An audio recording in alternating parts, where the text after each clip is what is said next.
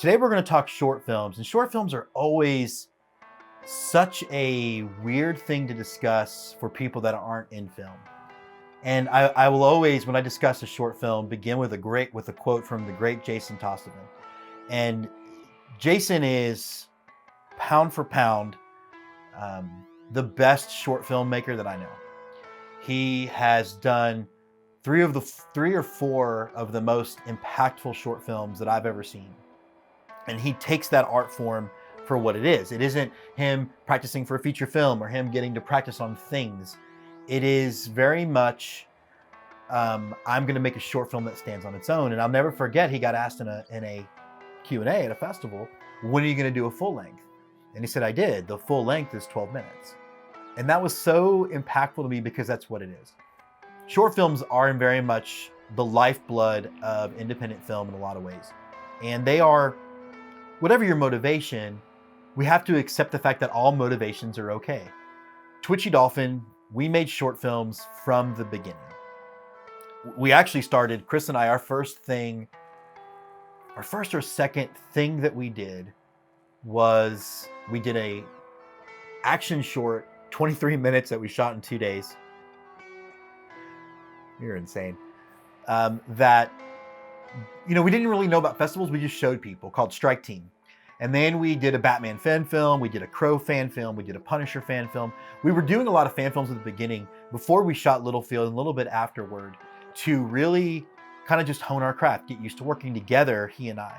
And I think you see the results of that later in films where, and actors used to be shocked at the fact that we could stand in a room, on feature film number 5, and have a conversation without talking because we both knew what shots each other wanted. And it was a really beautiful partnership, We were Batman and Superman. We weren't Batman and Robin. We were Batman and Superman.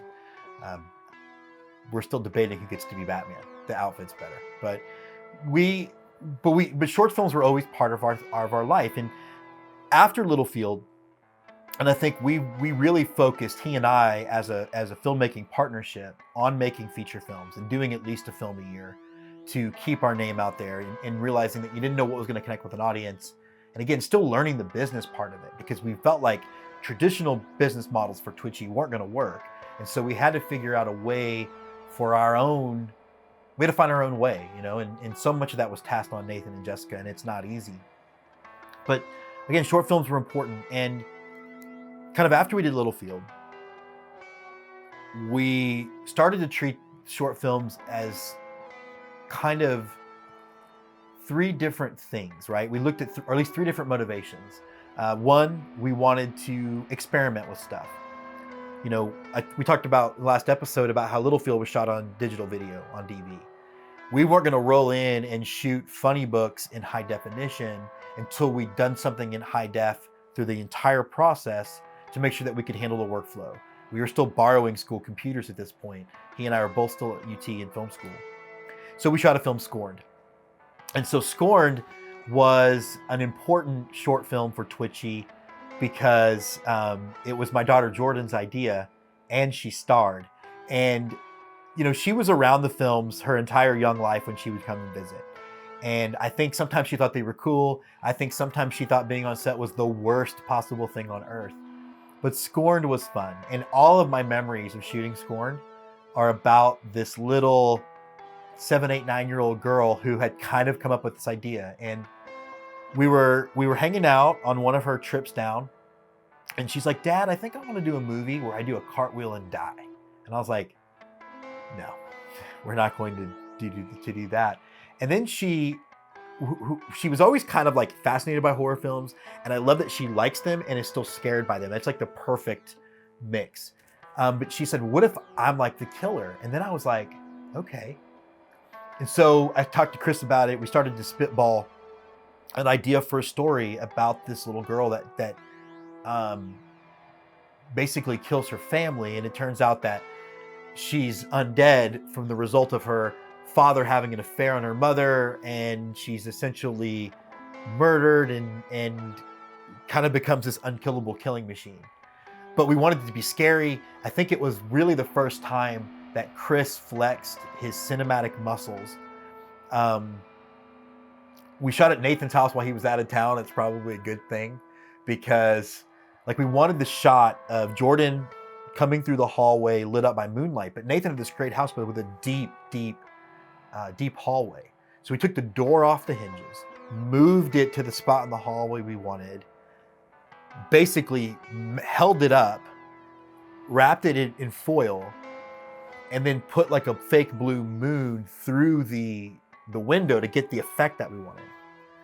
So it really showed Chris's muscles. We also had a couple of excellent special effects people on it, Jackie and Caitlin.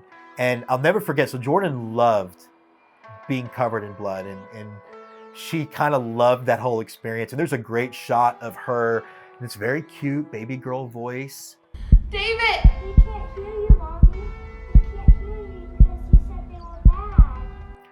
And there's a shot of her pigtails, and this just like drip of blood. And the way she got the drip was we set up a baby pool full of fake blood in Nathan's garage, and she rolled around in it. She did blood angels in it. And unfortunately, that stuff gets really sticky.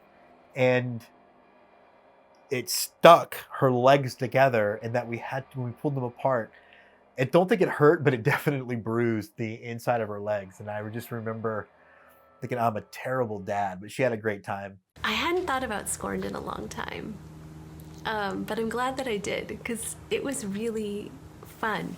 And a lot of things just kind of fell into place. I remember that there was this one day where I was sitting in the room that's the playroom, I think. It's where little Jordan, who's all grown up now and has children of her own, was, killed, where I killed her. And I think I was just like getting into character for the next scene, and everybody was elsewhere doing something, and Chris Koppel walked by, and I'm just sitting there on one of those exercise balls, and I'm just rocking, just thinking, just getting into character, just being a little creepy. And he was like, I think it scared him. He was like, that's so. So then they came back and shot it, and I think it made the cut. It was just, everything kind of fell into place. I remember that, and it felt very easy and seamless and very, very fun. It was very important for us because it was the first one that made it into a film festival, San Antonio Horrific. It won our very first festival award, and it allowed us to flex muscles that both Chris and I had, in the sense of we didn't really feel ready at that point to do a feature horror film, but we love the genre and we like to work in it. And that gave birth to Werebitches, which was a comedy, werewolf comedy series that was essentially meant to feel like 70s exploitation, but look like 1940s, 1930s classic horror. And we did several of them because they became kind of the first set of movies that really connected with fans that we didn't really know. We would go to festivals, and people would, if we didn't have a Werebitches that year, they'd be like, well, where's the next Werebitches? When's that coming? And we did it. We did several with several over the top names. We had several actors in the lead. Stephanie Dunbar was the first Werebitch, and I played her reluctant police officer, werewolf fetished boyfriend. And then Teresa Kelton was the Werebitch for a while. Tracy Ely was one. And it was always this kind of very over-the-top shtick. It allowed actors to play. It's your wolf, Spain. What is all this? Don't harass me, I have permit. Werebitches. One fun memory with Werebitches. Of course, I was in several of them. I had been one character, gotten killed, which is always fun, and then come back as the twin sister, seeking revenge, which is also a lot of fun. We were filming Lake Travis for Werebitches, and Jim was pulling the boat around, singing the Superman song, like, look at me, look how strong I am, I'm pulling the boat, I'm pulling the boat, and that was a fun day as well. Of course, any day on the lake on a boat is fun, no matter what. So the Scarlet Waters films, I love those. I love being on set on the days that they were being filmed. The Scarlet Waters short films were just a lot of fun. They were imaginative, they were creative, but one of the things that I'll always take away from my time there was the people. A lot of people got involved. Different people were directing different projects. It was a very creative hive, a buzz of creativity. And I got to strike up lots of conversations with people, swap war stories as it pertains to independent film. Some of these people I, still am friends with, and I hope to be for many years to come. But that's the other thing that was a strength for Twitchy Dolphin Flicks. They were able to corral a network of people, a community, and get them to participate, to provide. People would offer up locations. People would, handle craft services themselves. Everything that you imagine from an independent film company. But it was just always fun. That's just the word that I keep coming back to. It was still professional. It wasn't, just crazy Animal House. It was fun in the way that I would just describe enjoyment. And, that's what you want. That's what you strive to achieve. And, I think they did a good job of doing that. I always felt welcome on their sets. And there was always something to see. There was always something to photograph. And I think that says a lot about the work that they did and the connections that they made. And, not enough could be said about it. We're gonna bring this creature in alive. And then you're gonna help me get rid of this curse? Right. Yes, that's the curse, yeah. I'm gonna get right on that. Thanks, Dr. Lagasse. You betcha. Hello, I'm Mark Wasserman, and I have had the pleasure, the privilege, the honor of being in 5 different productions with Twitchy Dolphin Flicks. And knowing them since Scarlet Waters and watching them progress up to the Austin Revolution Film Festival and being a part of so many great productions, I had to be a part of this. And the first production I was ever a part of was Dear Boss Ripper, a great production, great director, Teresa. I even acted with James. James Christopher has some acting chops. He may be a writer and a director, but this guy can act. And that Dear Boss Ripper shoot was loads of fun. They were just fun, and it was a nice break, and we didn't necessarily really, for the most part, even push them out to festivals.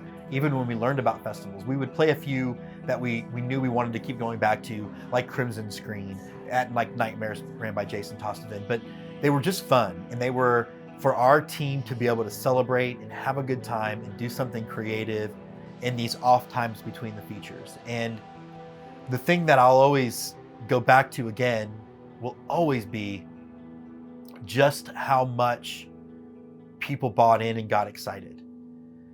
Doing things like Sexy Homicidal Hooker, Flag Day, which I acted in, and that was so much fun. And so when I think about Twitchy, and I think when I boil down that Twitchy method, the word I always come up with is love, because that's really what it was.